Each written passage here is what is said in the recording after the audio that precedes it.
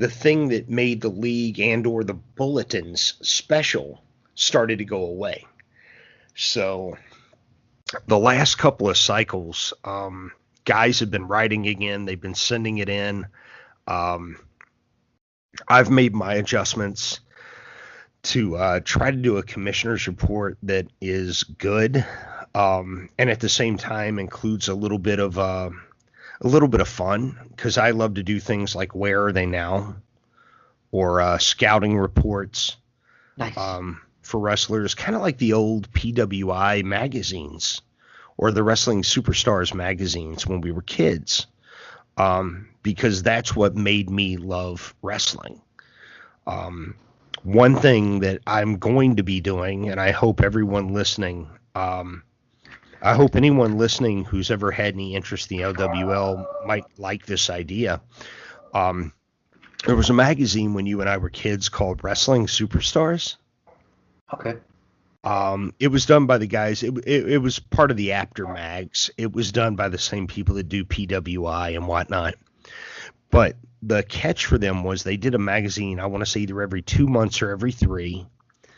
And they always had sort of a fan fiction sort of article where it was like, what if so-and-so faced so-and-so? Or, what if Magnum TA faced Hulk Hogan type stuff. Nice.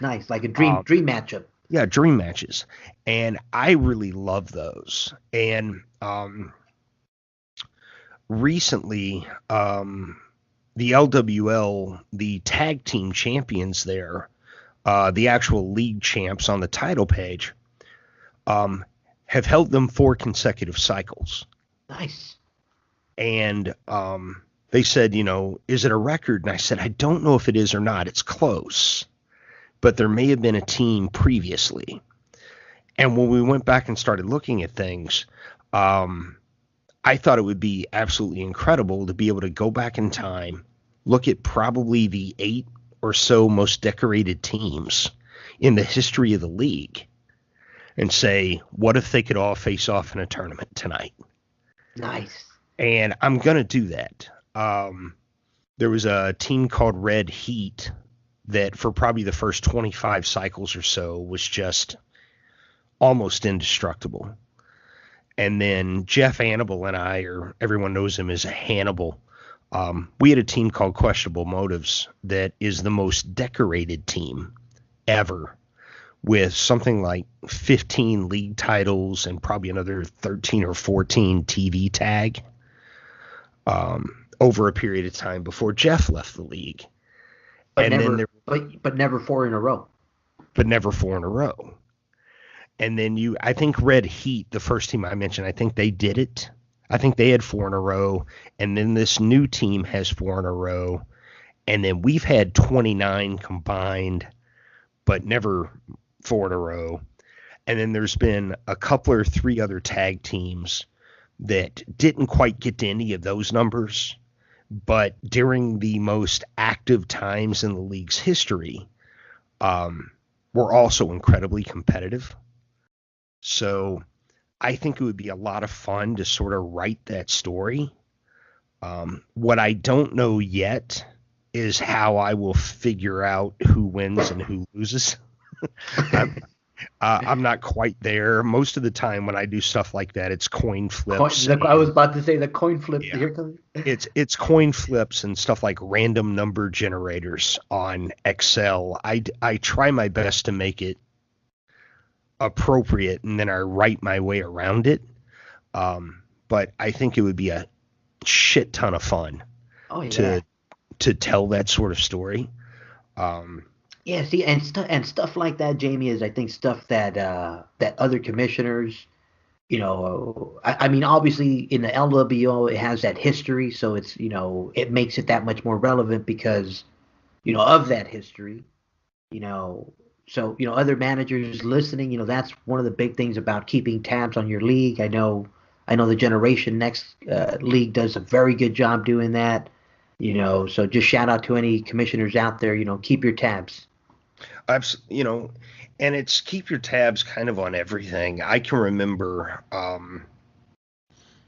I competed in a league recently where I had a specific wrestler who is no longer there. He's in another area now.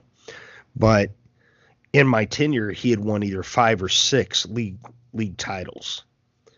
And when I said, I don't know how many that is now, is it this many? Is it that many? The person who was the commissioner at the time said, I don't even care. I just pay attention to my commish titles. Whoa. And yeah, and I went, Ah.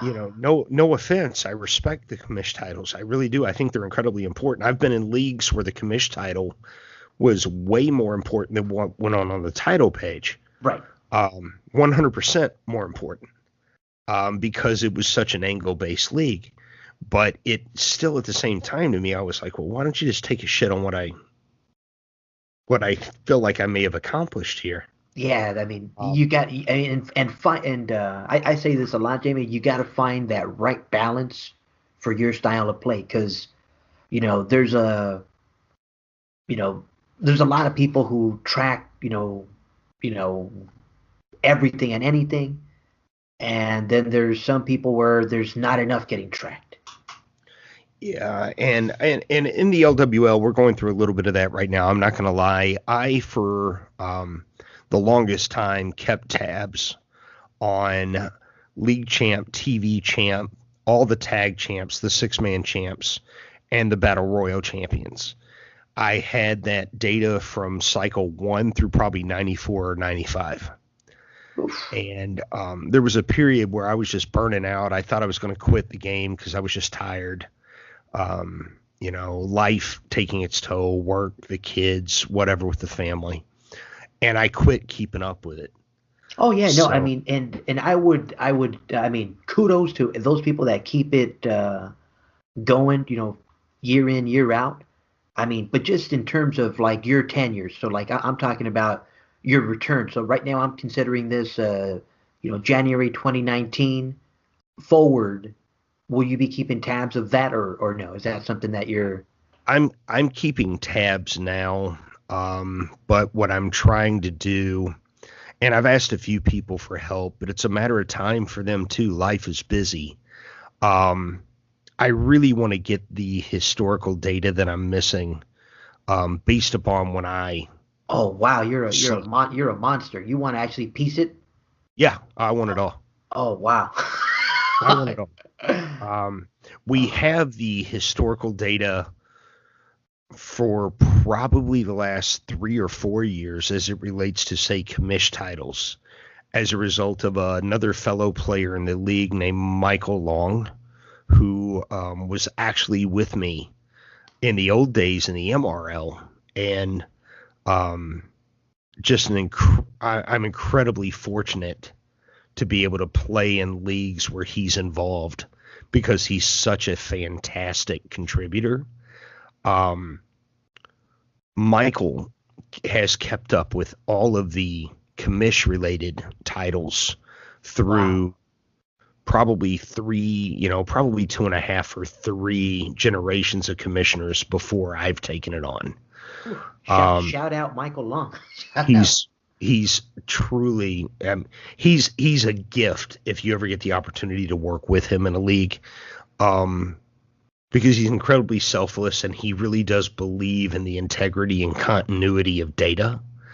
But he was keeping tabs on that while I was keeping and then not keeping tabs on the main title pages.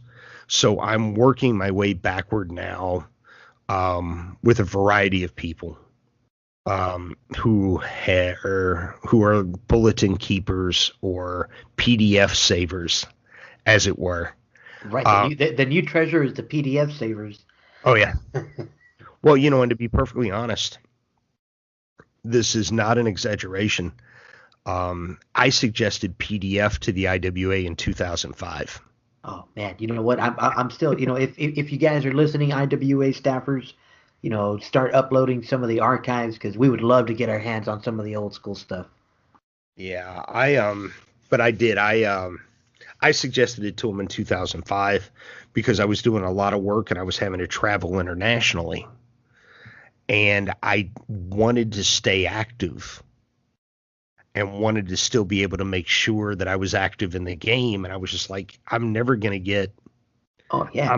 I'm going to get home and there's going to be a stack of bulletins because I'm not going to be home for 2 months. Oh yeah. By the way, shout out to Randall Angel over there. Who I mean, that's what he lives off of. I mean, Oh, Randy. oh Yeah. yeah. I mean, so God bless you, brother. I'm praying for you. yeah, man. I mean, stuff. I mean, people overseas that now have an opportunity to still join us in this game. It's awesome. Oh Now, yeah. now, I mean, the, the stuff that you can see where you can see sort of the HTML images of the matches oh, I on the love that. website Oh, now. love that. That wasn't available. What I received, I was working in India, and what I received was pipe delimited text files that I had to figure out You had to decode it. You. how to well, they were pipe delimited, but it was really old code. Yeah. Oh, So yeah, I can imagine. I had to do my best to basically go text to columns Oh wow. and then just try to figure out what the hell it all was. Um, and that's just, it was the tech that they had, and they weren't willing to invest in, they weren't willing to invest in PDF or whatever at the time. I mean, and we're saying this. I mean, it's 2019. Yes, it is. And they recently went to this Go Green, and shout out to the IWA, and a lot of people thought that this would kill the game. I personally think it's allowed for more migration. It's allowed for more managers to look into a league real quickly. Go and support a league pretty quickly, and yeah, no, I mean, it has definitely brought a new aspect to it. So kudos to the IWA. When they approached me and asked me if I'd be interested in receiving PDFs instead of paper, I didn't say, I suggested this to you 10 years ago. I wanted to, but I didn't. What I said instead was, well, that makes perfect sense. I reckon your profit margin just went up by about 50%. Yeah, I mean, if you're a bulletin, hunter, a bulletin keeper, kudos, get them. I mean, I know a lot of people are holding on to it. A lot of space. Go get it. I mean, I already went on record. I mean, yeah, no, I have no room for no more bulletin castles here at home. So I'm good. I'm good. Yeah, but I mean, just the mere, okay, so you're no longer paying for postage. You're no longer paying for paper. You're no longer paying for ink. It's in a play-by-mail business where you're suddenly not having to mail anymore. Cha-ching. Kudos. Yes. It's and you know what? Literally like printing money. I mean, but shout out back to the IWA, because in return they've opened up all these match deal leagues. And I've gone on air already, Jamie. I think any league that has a commissioner should ask for one, because of all the work that the commissioners do for free. I agree. So I think if you're a commissioner, now is the time. Hey, if you're going to stick with your league, hold on to it. Eventually ask for a match deal. Don't be an impatient. Don't be as impatient as I was. I got out of control when I had my league, and I went and asked and didn't get what I wanted. So, anyways, hey, be patient. Be patient. The IWA is, well, it is flexible. It is, and what they did for me wasn't so much about getting a match deal. With the LWL, there's already a match deal in place that says that you get to face all 10 regional champs. You get 5 matches of your choice, and then you face the bottom 10 jobbers, plus have a battle royal entry for $10. So basically 25 matches for $10. And that's a score. Yeah. Or you can have $12, and for the $12, it's all 10 of the regional champs, the bottom 20 scrubs, and 10 matches, plus a battle royal entry. So now you've got 40 matches, plus a battle royal entry for $12, which is really just kind of the typical $12 deal, 20 matches and a battle royal entry really for free. It's a difference of really $1. But that had been the notion behind the LWL, was you get one strategy and you were either spending $10 or you're spending $12 a cycle. And I found that I was losing players, and we've been losing players for a while, because guys were like, why would I spend $10 or $12 for one dude when I can spend $10 or $12 with 10 guys in one league and have more opportunities to hit the IWA report or whatever? So when I went to them, it wasn't about, can we get a match deal? It was, look, if I've got guys who can't afford to spend $10 a cycle, can we at least go back to your standard match pricing in the absence of using a $10 or $12 deal, so that they can at least have 6 matches for $5 in a battle royal entry and still play in the league? Right. And it's maybe it's not the sense that they can't afford it, but it just doesn't work in their game. Right. I mean, there are plenty of guys that'll tell you $10 for one dude no longer fits into the way I want to play. Right. But $5 for one just might. Right. So it's like I said, a lot of people spread themselves out very thinly throughout the game, because they're playing a different game. So it all depends on play style, and I think the LWO has always tailored to that, intimate trash talk. Come run some angles. We definitely still want to keep some of the other players that do play at large in the LWL. So I think that was a very, very smart move. And it gives me an opportunity to grow the league, where we've started to, become a little stagnant in places. And I've already seen it. There were 22 guys active in the Battle Royal this past cycle, where it was more like 14 not long ago. So there is growth. And I think there's other stuff too. Like in my case, I don't know exactly how you budget playing the game, Flip. With me, I know that I may not, I don't want them hitting my credit card every month. I know a lot of people who don't care. Yeah, just charge the credit card. Every quarter at the office, I normally get a bird dog or a few $100 in bonus or something. So about every 4 or 5 months, I send them a check for $200. You're like, there you go. There it is. And they're immediately just like, man, you got $200 in credit. And I'm like, well, thanks. You let me know when I'm out. Right. And because I play small ball, as it were, at this point, I'm really only running with like 3 or 4 guys. Man, I can make $200 last a long time, especially if I do all right and I grab free matches, or I grab that occasional World 6 where I get 15 freebies or whatever. There was a point last year where I was incredibly lucky to be tag teaming with a couple of guys where it was hitting pretty often. And so you were scoring that league credit, like you got more. I was sitting, I sent them $200, and then there was a point where it was like, okay, I've got $200, but I've got like 120 or 150 free matches. So I wasn't spending $12 in a league. I was spending $5 in a league, and I was using 10, 12, 15 freebies to kind of offset what it would have been.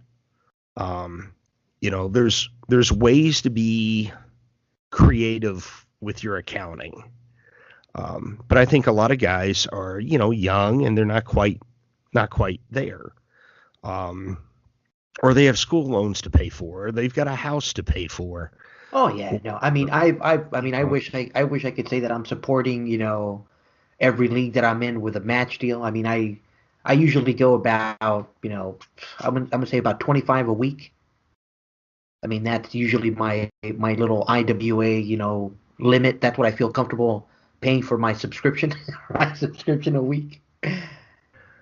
Whereas I'm actually less than that. I'm, give or take, at my peak, I was probably about 25 to 30.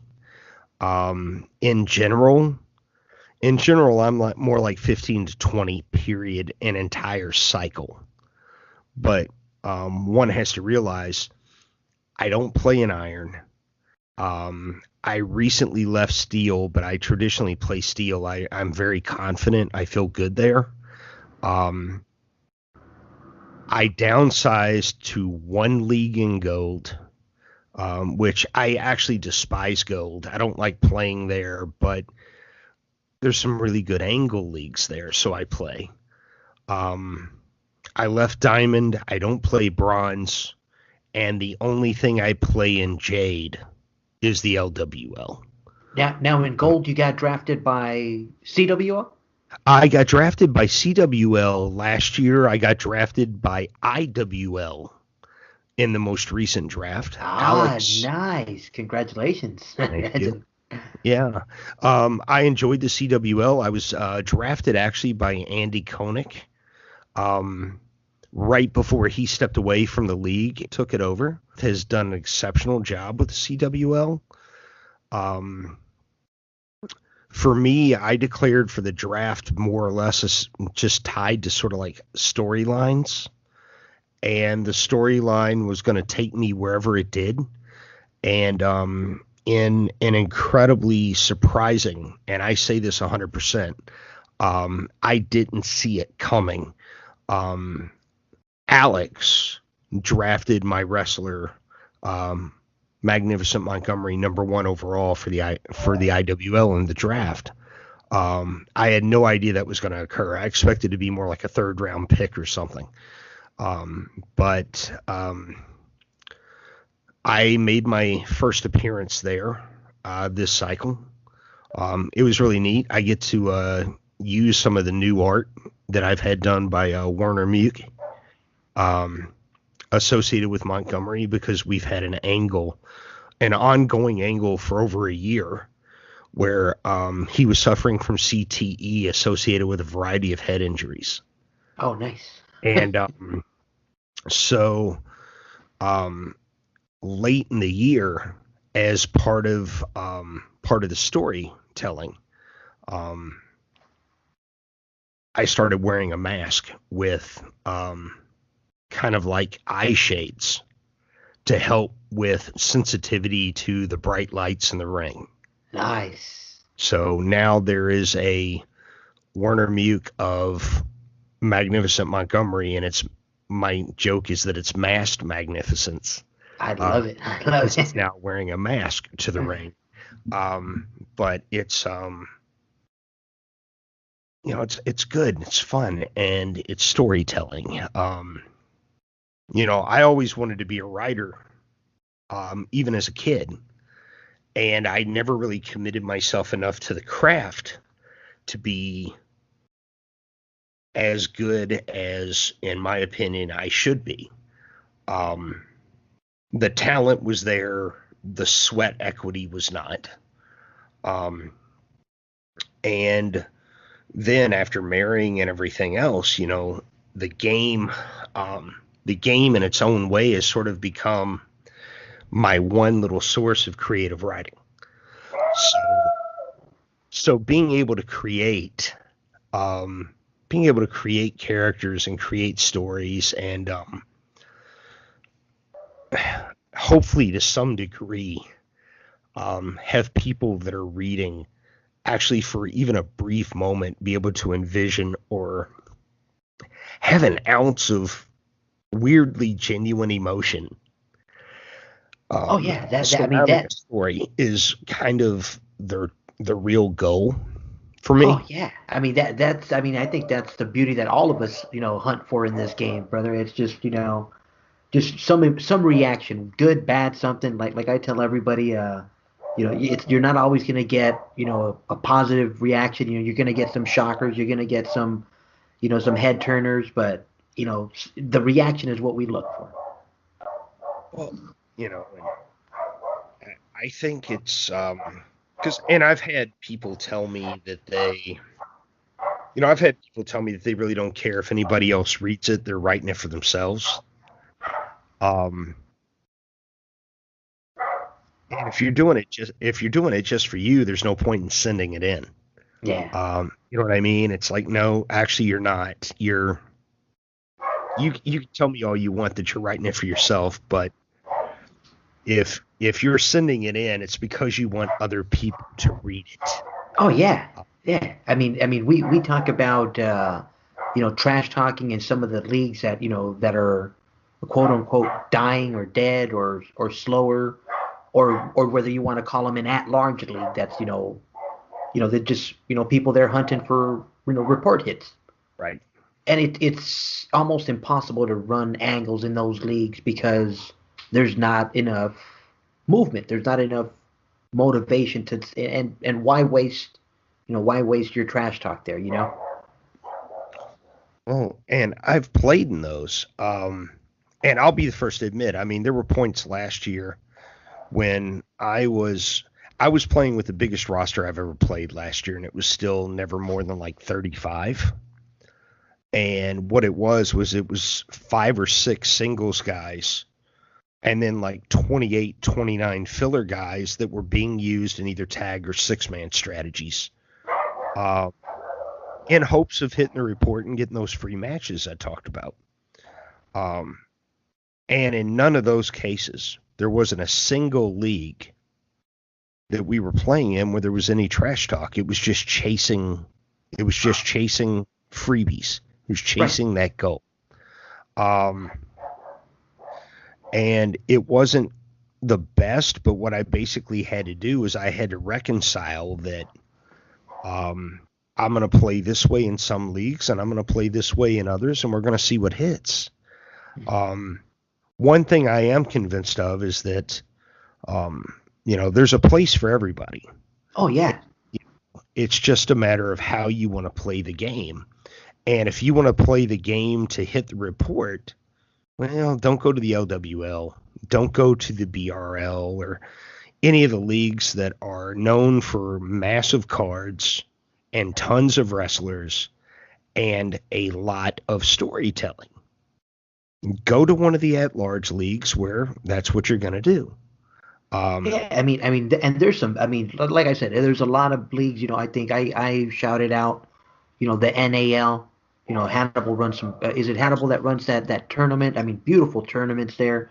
The NSL runs the similar tournament. The HRL is starting that, and these are cash tournaments. I mean, there's a style for everybody. and But those leagues are growing fast. yeah, Um, they're right now they're kind of on fire. I think in no small part because they're cash yeah. and because it's new blood, it's new ideas, it's new innovations, um, which is what I, people I want. yeah, I mean, and it's like you're saying right now. Yeah, I mean, it's one of those things where you're gonna find your style. I mean, right now the LWL we're trying to move it back into its glory days and get the trash talk flowing. Shout out to manager Eric Bug. This last cycle brought home the elite title for you guys, the King of the Ring, and the Metropolitan. Yes, he got all three. So Um, shout out Mr. Bug. yep, Eric. Eric posted that 501. He took the 57 instead of 50, and it went over. The difference between the 57 and 50 was 499 and 501, or as I like to think of it, it was my guy, who's the TV title holder, and him. So Eric rocked it out. Nice. Um, Eric absolutely did, and he and I actually talked beforehand, um, and we knew that we had one whole difference. So. Um, But that's also one of the things that's so great about the LWL because one whole difference changes everything, Oh yeah. you Oh, know. it's a world of a difference. And it's a world of a difference in general. It's going to be a world of a difference no matter, it's going to be a world of a difference in any league. But when you're in a league where you only get one shot, man, it matters a ton. Um, I can't say that enough. I mean, the LWL is for guys who want to see just how good they are with that one chance. Um, and to be frank, I think anybody who's ever played who loves the game and even has a little bit of confidence in their ability ought to at least give it a shot just to see. You're like, just come in for a series, come in for a. Just 5 or 6 cycles, give it a shot. You know, there was a particular manager, I'm not going to name a name, who was pretty pompous about his accomplishments a few years back. Flat out said in one league after I'd come in and had a series with someone else, that was Davis. He didn't do anything. He's trash. And what I reminded him of, and thankfully a lot of other wonderful people in Edge, which is my stable, but also in IMT or what would now be NFG, Virus, SOS. A lot of people, came back out and just said, yeah. He didn't have the best cycle there. You were in LWL for what, 3, maybe 4 cycles, and he won 2 league titles, and you couldn't win a regional. And the part that felt so good to me was I didn't have to say that, because it was other people who immediately said, no, wait a minute, Jamie's number one. Jamie's not trash. Jamie's a pretty good dude. And pound for pound, given him the opportunity, he whipped your ass pretty good there, Mr. Talky Talk. So it. And it's one of those things, Jamie. Like it's hard to say something like, oh man, Jason McGrew was, he's the best. And you're like, but to the new guys, everybody's all like, well, that's great, but I can't face him. But you're like, hey, Jamie, he's still here, so come get some. Yeah, well, and for me, it's a situation where, I at one point on the dungeon I posted, and it was years ago, so you'll have to forgive me. There was a point on the dungeon where I literally just went on there and basically called out anyone and just said, look, I'm not gonna beat guys that have 150 or 200 wrestlers or 100 or whatever, cycle in and cycle out for a report hit. I'm not. But pound for pound, strat for strat, 1 for 1, I bet you if you come to the LWL, I'll whip more of your tails than you whip mine. I like it. Now, and Jamie, there were a lot of guys who took me up on it. It was pretty cool. There were 8 or 9 guys who took me up on it, and at one point I was something like 27-3-2, because I was doing really well. Now, in the end, I ended up going about 50-50, because I hit a skid. But at the same time, it was just like, head to head, I think I can hang with anybody. And the only place to really prove that is Lone Wolf.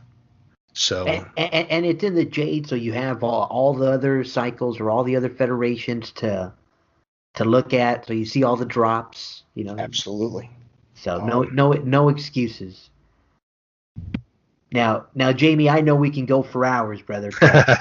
Yeah. Is there anything else you want to mention on this one? Like I said, I hope this isn't a one and done. I hope to get you on so we can cover some more of the LWL action.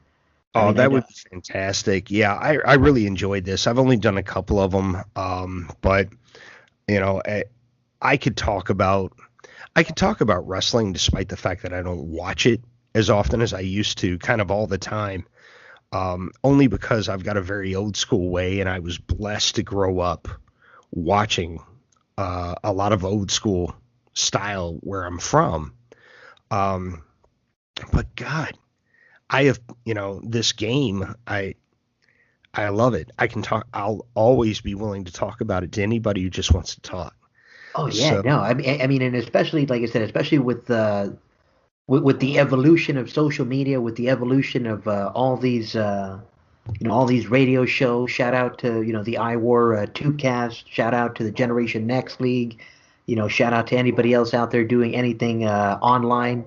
You mentioned Mike Cook. Shout out to his Facebook page, the Information Station. Oh, which is You know, fantastic. oh yeah, I Absolutely mean fantastic. there's so many different places. Shout out to the Wicked Wars League who does.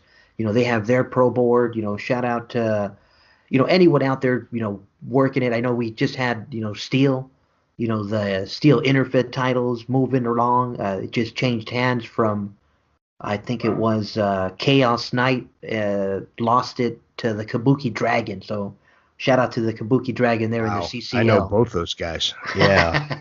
Yeah, I played in the CCL. ah, I you're like actually, you're like I have firsthand knowledge of those two. Yeah, yeah, I'm I know telling you, man. exactly who those guys are. Ah, Yeah, the game, I mean, it's a game, but it's one that we all love. It's one that we all want to play, and I can't get enough of it. So, um, it's, I know it sounds weird to say it like this, but the IWA is my drug of choice. it Um, is. I mean, it's our hobby. It's what we well, do with our free time, and it's what we do. And when you're a guy like me, where I played from 87 to 92, and then I played from 95 to 2000, and then 2004 to 2010, and then 2012 till now, it's, it literally is like a drug. You don't, it's like being an addict. I can't get away from it. The only thing is, it's not going to kill me. right. It's actually a pretty good addiction. It's not going to kill me. It's not going to cost me my marriage. It's not going to cost me my house. And Um, it keeps you on your toes with with your writing, keeps you on your toes with you know just your creative stuff. I mean, it does with me. It does with me. it does. And in many ways, as weird as it is, I posted something earlier last year. My father had a massive heart attack and had to go through a pretty substantial surgery. And I didn't talk about the surgery directly. I didn't talk about anything, but I posted on Facebook just kind of a very cryptic message that kind of just said, it's been a tough week. Thanks to anyone and everyone who knew or even didn't know, but somehow had positive thoughts for me and my family. And I'm blessed to know a lot of people because of going to college in a couple of different cities and getting to know people kind of all over the world through my work. Um, Probably half of the first 100 comments or 100 likes or whatever on that post were IWA managers. Yeah, no, I Um, mean this is definitely. because this is a genuine community Oh, it really is. where we like and we dislike each other or whatever. But in a weird sort of way, we are really a fucked up family. Oh yeah. And I'm sorry if the F word's inappropriate. Um, but we are, I mean, there's guys that literally I've wanted to take the head off of, in conversations. And I know have more than once probably wanted to just knock me out if they could have got through me through, if they could have reached through the camera or whatever and got me by the throat, they'd have done it. Excuse me. And, but those were the same guys who were like, man, I'm so glad your dad's okay. Yeah. I'm Oh so yeah. glad you're okay. Um, because at the end of the day, we're not monsters. Right. I mean Uh, that's the. I mean right now we're we're we've shouted him out a number of times on our show, and Catfish Rob, is going oh through yeah. a hard time in his life, and so he's mentioned before how much this game livens him up. So any opportunity we can to liven him up, I'm it's just I'm fortunate that we can provide that blessing for him. So Oh, shout out to Catfish. and I know I shared it with you earlier, Flip, but the whole reason I came back to the game in '95 was one of my buddies, really kind of my best friend, I'd known him since first grade, who was the guy who showed me the first IWA ad. We started playing together um, right after we graduated from high school, really just a couple of weeks before I started college. Drown. And we were 12 or 13 years old. And in a weird way, um, in a very weird way, this game always sort of seems to help me stay connected um, to kind of my memories of my old buddy. He's been dead 27 years, but the game still keeps me connected to him. Like you said, just that thought of him bringing this game to you. Yeah, and I mean, he was just, and this was a guy, I mean, we were just wrestling fans together. I mean, we'd known each other since first grade. We literally wrestled in my grandparents' basement in tag team matches against king size pillows. I mean, we were those kids. We were those 9-year-old kids that were wrestling pillows in the basement trying to be Bret Hart and Jim Anvil Neidhart.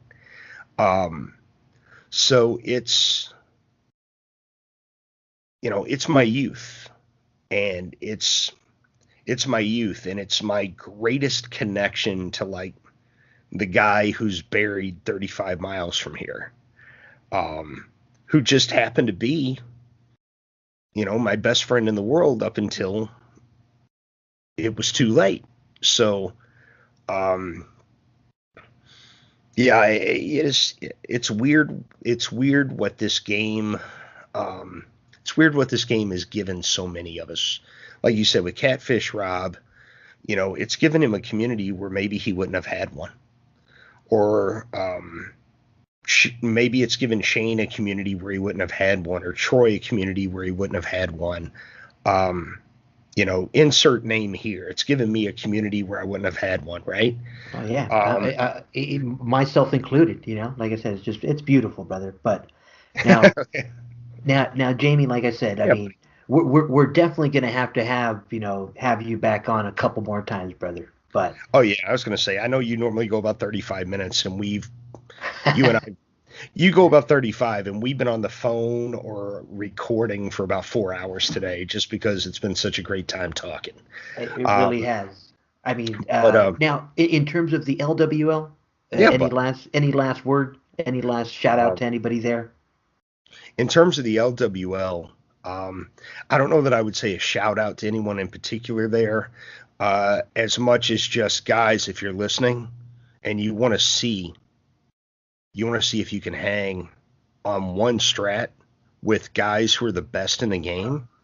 I don't consider myself the best in the game, but Rich Riley's there, Andy Konig's there, Michael Cook's there, Chris Stevenson's there, Hamilton Ortiz is there, Chris Myler is there,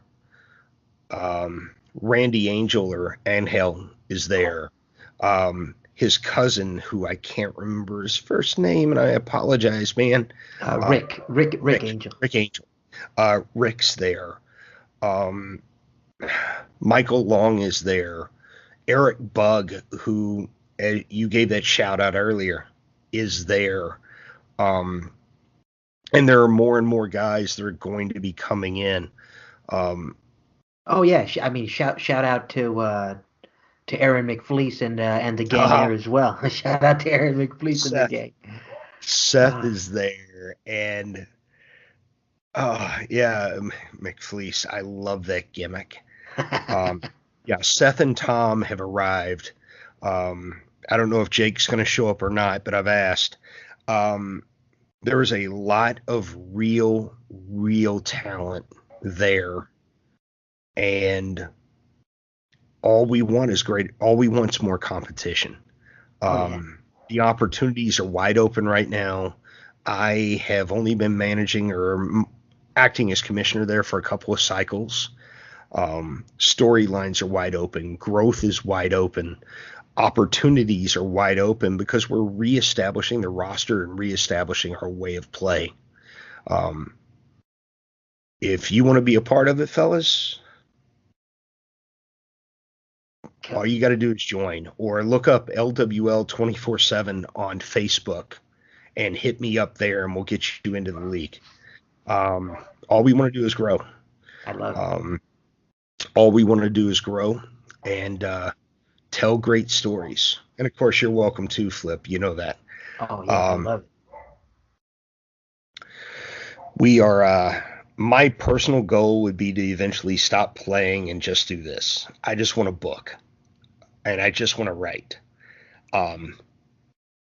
I mean, you wouldn't be the only one. I know a couple other managers that have ventured in that route. I mean, just to keep the game, to quote unquote pass the torch. Yeah. I'm at the point in my life now where I still like picking the numbers and doing the whole thing. And don't get me wrong. I mean, with nearly 4,000 wins, I'm going to stay pretty stinking active with Montgomery just to try.